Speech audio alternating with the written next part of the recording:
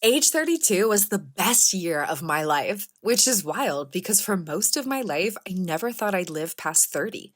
Hope once felt impossible, yet now I'm living the life I always dreamed of. How did I even get here? 2025 was dazzling as a dream. Gardens I grew with my own hands, hikes that left me breathless with awe, adventures I never imagined, a body that finally feels like home, giving way to joyful movement, a mind that actually enjoys being alive, inner stillness flowing into external expression. Every breath feels like coming home. Laughter, love, freedom, all of it, finally mine. It's like stepping out of a never ending winter into the glory of spring and summer. After years of forgetting what sunshine felt like, I now bask in its aliveness every day. This is what it feels like to live fully, freely, and entirely on the other side of healing. Before this, my life never allowed me to truly live, and I never imagined making it past age 30. Suicidal battles began at a young age, long before I had language for what I was feeling. For 10 years, suicidal thoughts and attempts followed me like a shadow. It's a miracle they never succeeded. Life felt like a literal living hell. My mind and body were strangers, silent enemies locked in a war I could never win. There was no communication between them. My inner and outer worlds were completely severed. Thoughts fractured into a dozen directions at once, voices overlapping, arguing, crying, cursing existence, begging to escape the horror of being alive. None of them felt like me. And in the chaos, I kept wondering, who am I? What would my true voice sound like if it weren't drowning in fear, rage, and despair? My mind betrayed me, but my body abandoned me too.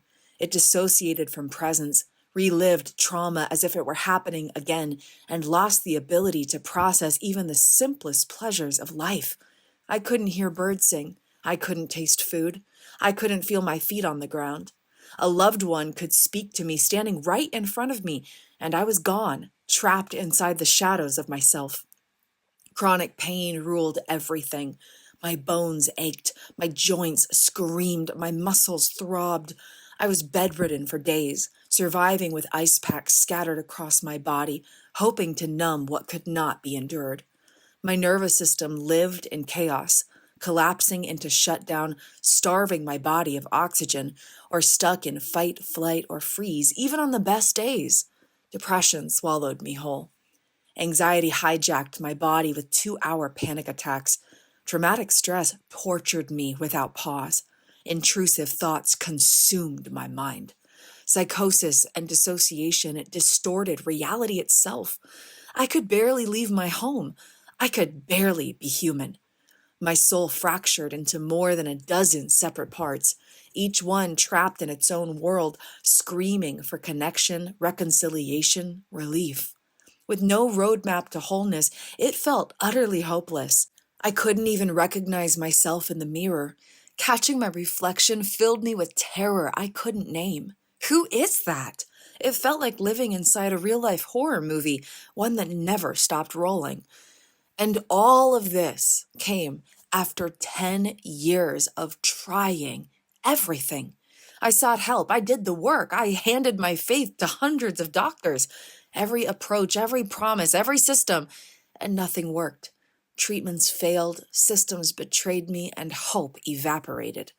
Eventually, it felt like everyone and everything had abandoned me. There was nothing left to live for.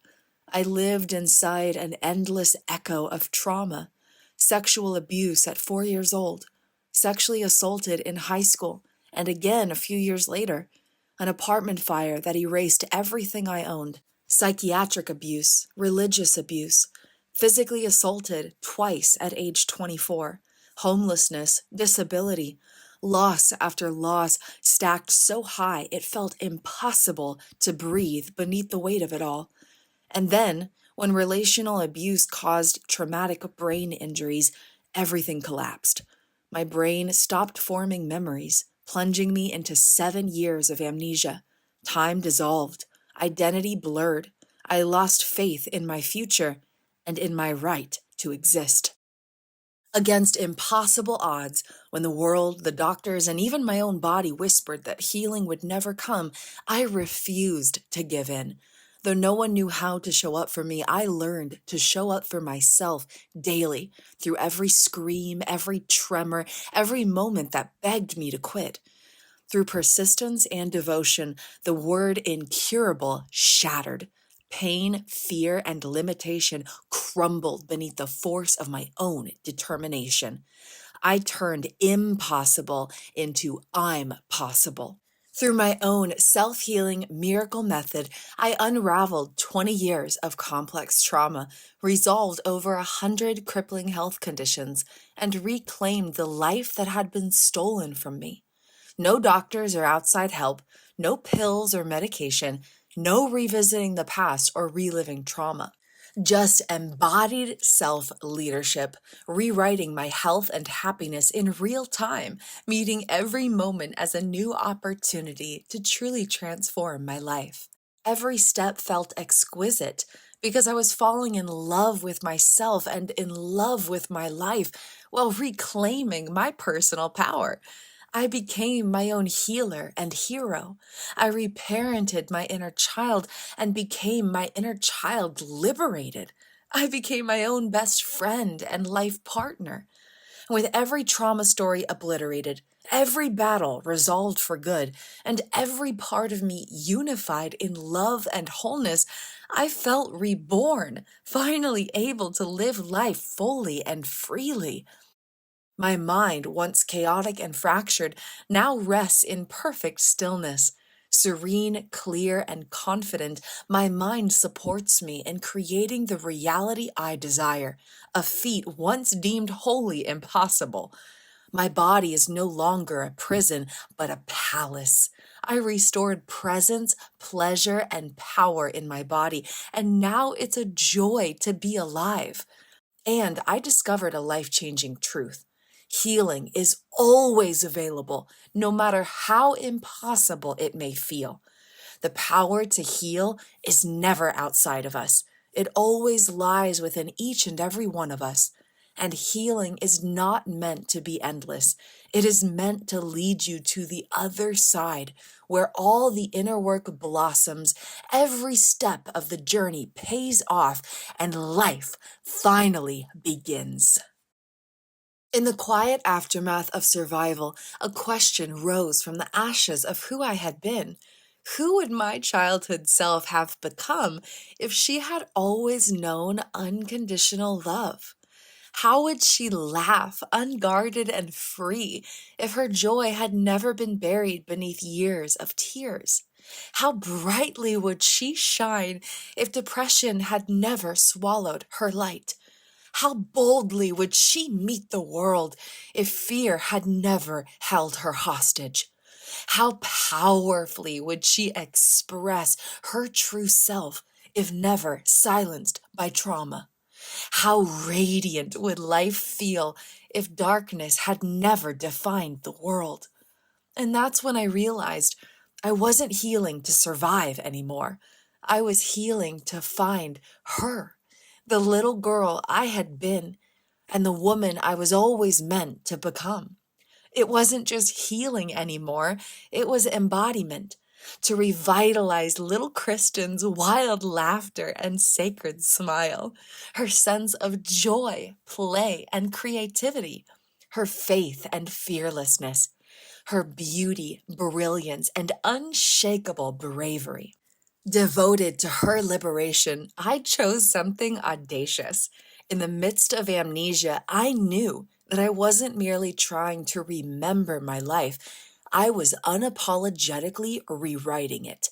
Not from fragments or fear, but from love and wholeness, reclaiming the self I had always been beneath the survival. Now that my health was healed, I could rewrite my identity and claim the joy, freedom, and the life that had always been waiting for me.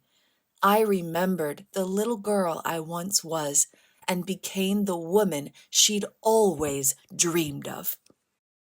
I went from not believing I'd live past age 30 to thriving beyond my wildest dreams here at age 32.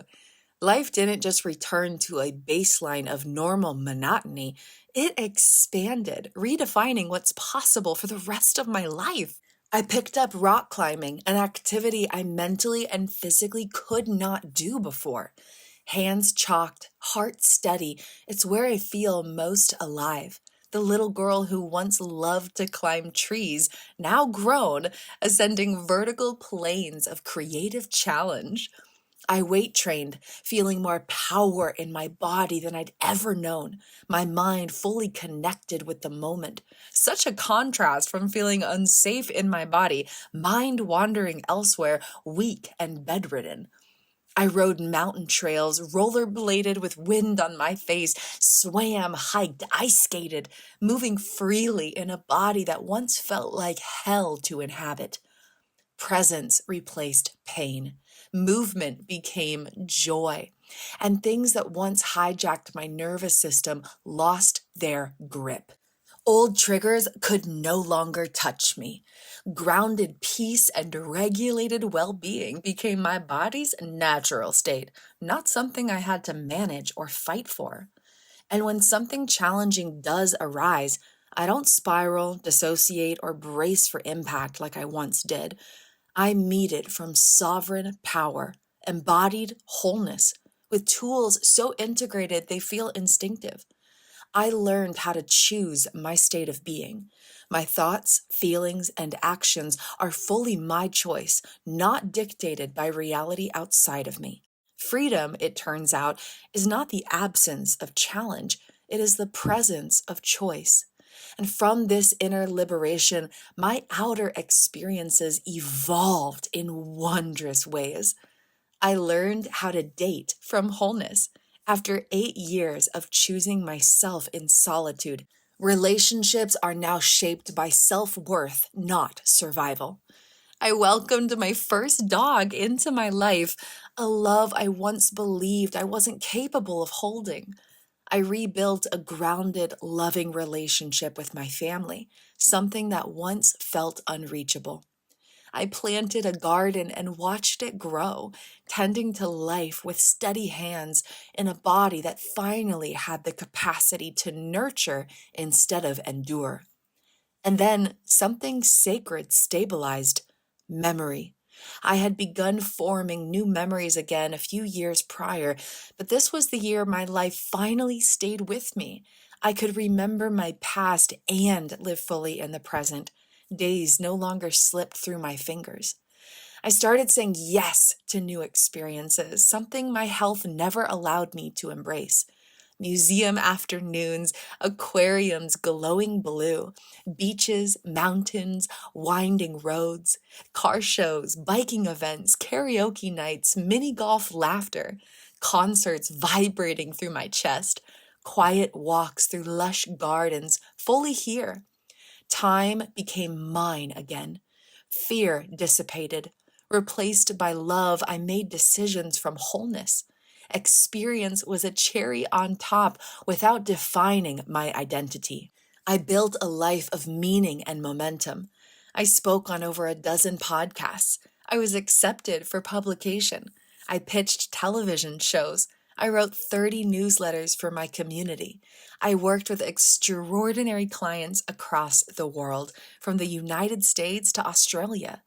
I wrote a 135,000 word book sharing a new framework for understanding the self and 80 embodied practices that guide people not just through healing, but to the other side of it.